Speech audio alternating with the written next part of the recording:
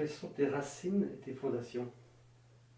La famille, mes racines familiales. Alors, les fondations, bien sûr, c'est l'éducation que j'ai pu recevoir, qui a été quand même une éducation assez stricte, hein. J'ai eu une éducation aussi religieuse et stricte, que je ne regrette pas parce que ça m'a donné quand même des bases qui m'ont permis d'avancer dans la vie, mais qui peut-être, si je m'en étais arrêtée là, m'aurait peut-être un peu fermé mon champ d'ouverture et d'horizon, et qui par contre m'a permis de m'ouvrir grâce à l'art. Voilà. Grâce à la danse, grâce à tout ce que j'ai pu faire. Après, mes racines familiales, qui ont été, que ce soit du côté paternel ou maternel, un peu différentes. Côté de mon père, c'était un peu plus strict. Du côté de ma mère, c'était plus artistique et plus ouvert. Voilà, donc ça fait un complément qui a fait mon éducation. Et puis après, un passif, j'ai beaucoup été avec mes grands-parents maternels, comme un passif au sujet de la Seconde Guerre mondiale, enfin, surtout ma grand-mère hein, qui a été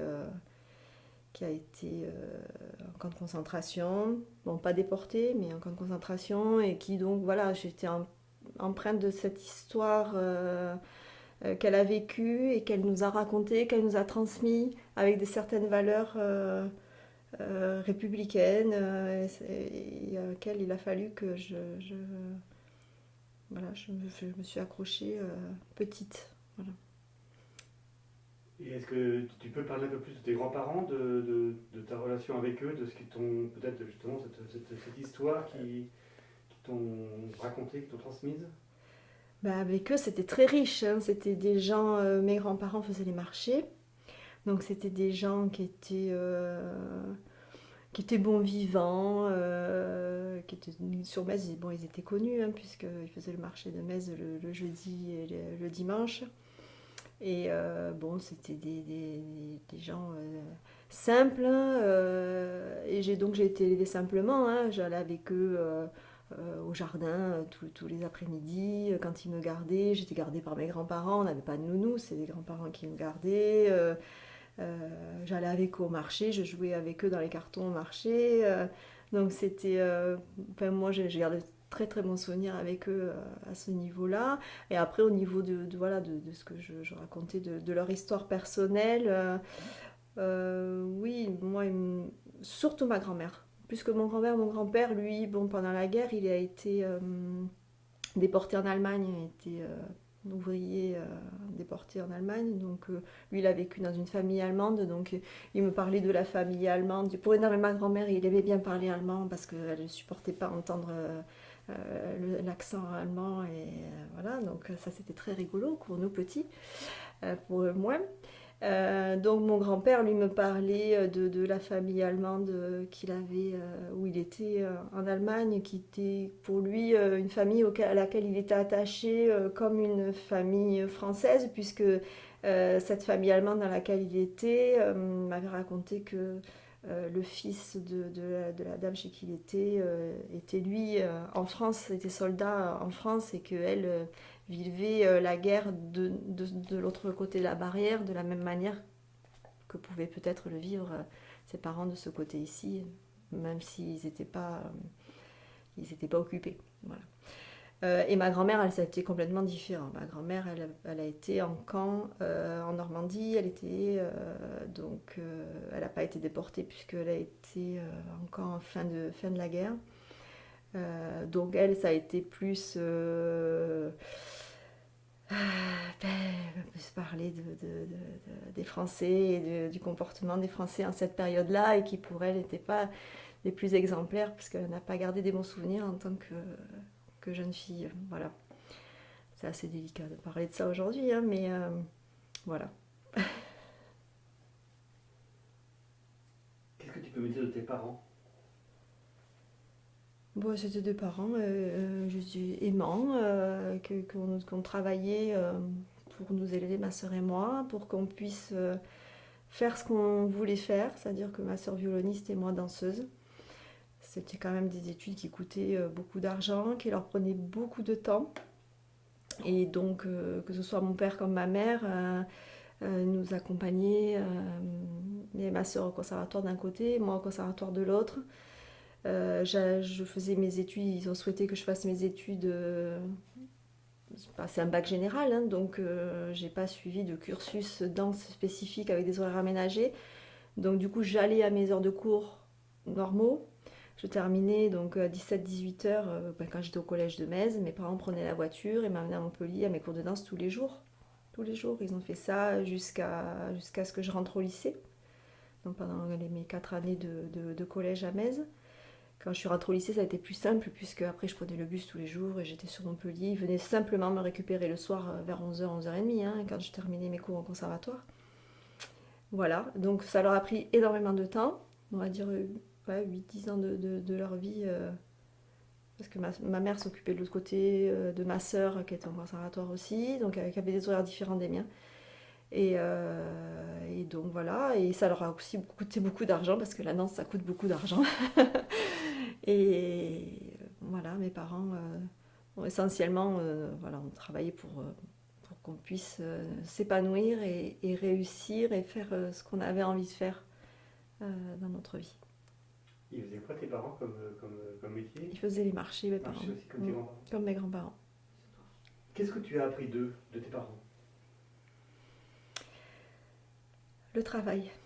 Le travail. Il faut travailler pour réussir. On n'arrive pas à quelque chose à la vie parce que ça tombe du ciel. C'est ce qu'on m'a toujours inculqué. Travailler, travailler, travailler pour y arriver. Que tu partes de plus bas ou du plus haut, et si tu veux réussir et que tu as un objectif et que tu te l'es fixé, pour l'atteindre, c'est travailler. Voilà. Et la réussite par le travail, et ça j'y crois, la réussite par le travail. Et je trouve qu'en plus en France, on a quand même cette possibilité. Quand on travaille à l'école par exemple, si on veut faire des études, de poursuivre, on a la possibilité de pouvoir le faire. Il y a d'autres pays où c'est pas le cas. Donc on a quand même cette chance-là. Il ne faut pas griller ses cartes, quoi. Il faut, quand on veut un objectif et qu'on veut l'atteindre, il faut bosser. Voilà. Quel enfant tu étais? J'étais sage. Enfin, on m'a raconté que j'étais sage, que j'étais... Ouais, non, j'ai pas d'enfant, pas une enfance, j'ai pas fait de bêtises, moi j'ai pas de soucis particuliers, mais, enfin, parce que je me rappelle, non, on me posait là, j'écoutais, j'étais docile. Et quels étaient tes rapports avec ta sœur? Oh, moi j'étais jalouse de ma sœur, j'en voulais pas, je voulais être fille unique. Ma sœur est arrivée, j'avais 4 ans. Et donc pendant les 4 premières années, j'étais la petite fille à maman, adorée. Et puis d'un seul coup, il y a eu la petite sœur qui est arrivée. Et on me l'a posée là et j'en voulais pas. Donc c'était... Puis elle m'ennuyait, elle me piquait mes jouets, elle voulait tout le temps jouer avec moi. Et plus je la repoussais, et plus elle me collait. Et plus elle me collait, et plus je la repoussais. Et c'était...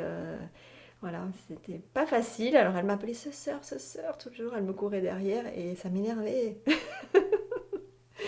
Voilà, mais ça a passé avec le temps, hein, heureusement. Heureusement. En grandissant, on évolue et on se rend compte de l'importance d'avoir une famille et une sœur, bien sûr. Tu as dit que ta sœur était violoniste, Ouais. tu es danseuse, d'où il y a cette fibre artistique. Mes grands-parents, ils avaient un petit côté saltimbanque. C'était des gens qui aimaient faire la fête, qui étaient épicuriens. Donc il y a ce côté-là de profiter de la vie, de vivre des choses simples. Et puis ma mère qui faisait de la peinture, du saxo, de la clarinette, faisait la chorale, le solfège. Voilà, c'est maman. C'est maman. Durant ta scolarité, quel élève tu étais? J'étais sage, comme une enfant, voilà, comme quand j'étais enfant. Pas de soucis particuliers à l'école avec moi. J'étais dyslexique, donc, et très rêveuse. À l'époque, les profs n'avaient pas trop conscience de ce qu'était la dyslexie. On disait oh, t'es nul en français. Bon, alors que c'était pas ça du tout. C'est qu'on a une façon de fonctionner qui est différente de celle des autres. Et du coup, mes problèmes aussi de concentration me demandaient plus de travail que les autres. Euh, pour intégrer les leçons et tout ça. Donc j'étais travailleuse. Hein. Je travaillais pour y arriver à l'école. Hein. Ça venait pas tout seul. Hein. J'avais pas de facilité. Ma soeur avait beaucoup de facilité. Ma soeur réalisait un truc, ça y est, c'était fini. Voilà. Moi, si je photographiais un mot avec une faute, vous pouvez dire que toute ma vie, ce mot, il sera dans ma tête avec la faute. Il fallait que je m'invente des petites choses mémotechniques pour plus faire cette faute. Et me rappeler aussi des petits mémotechniques, encore aujourd'hui. Hein. Alors, bien sûr, avec l'âge et l'expérience, on arrive à dissimuler tout ça. Mais quand on est enfant, c'est très difficile à... Déjà, c'était pas identifié. On disait t'es nul en français, tu sais pas écrire. J'arrive à prouver aujourd'hui que c'est le contraire, mais je suis fière. mais ouais, voilà, ça a été... Je n'ai pas gardé un souvenir de l'école où c'est pas l'endroit où je me suis le plus épanouie parce que je rencontrais ces difficultés-là et que je me sentais incomprise par rapport à ces difficultés. Voilà. Et tu parlais des cours de danse à la suite. Comment tu as réussi à combiner tout ça, c'est-à-dire l'école avec les difficultés, la danse, le temps que tout ça t'apprend? Alors, j'arrivais à combiner au niveau temps, tu parles au niveau emploi du temps, tu sais, quand tu as une passion, que je te disais tout à l'heure, les heures, tu les regardes pas. Et je rentrais, je te dis, chez moi, je finissais sur Montpellier les cours vers 10h30 au conservatoire, le temps de rentrer que mes parents me ramenaient. Ça faisait du 11h15, 11h30 à la maison. J'avais mes devoirs à faire derrière quand même. Donc je m'avançais dès que j'avais des trous à l'école. Et je bossais les week-ends ou entre midi et deux. Le moindre temps que j'avais, je travaillais quoi. Les week-ends, j'allais pas faire la fiesta avec les copains, les copines, à droite, à gauche.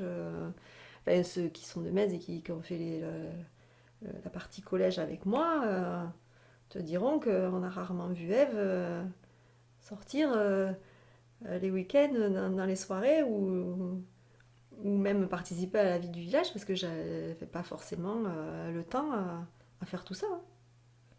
Mais les vacances, c'est pareil. J'avais des stages de danse, que ce soit l'été ou même toutes mes vacances scolaires. Il fallait que j'avance sur mes cours de l'école parce que je suivais le cursus comme tous les autres. Et puis je devais travailler aussi pour la danse. Voilà. Et là-dessus, il fallait rajouter aussi l'exigence physique. C'est-à-dire que arrivé à l'adolescence, quand le corps change et qu'on te dit il faut que tu te mettes au régime et que quand tu as 12-13 ans, on te dit de te mettre au régime alors que ton corps qui change, c'est un corps d'adolescent et que c'est normal qu'il change, que c'est normal qu'à ce moment-là de ta vie, en tant que jeune fille, c'est le moment où tu es indisposée, où tu vas avoir des formes qui vont arriver, de la cellulite comme toutes les femmes, et qu'on te dit là, à 13 ans, il faut faire un régime, alors bon, bah, tu manges tes pommes pendant que tes copains, tes copines se font des tartines de Nutella.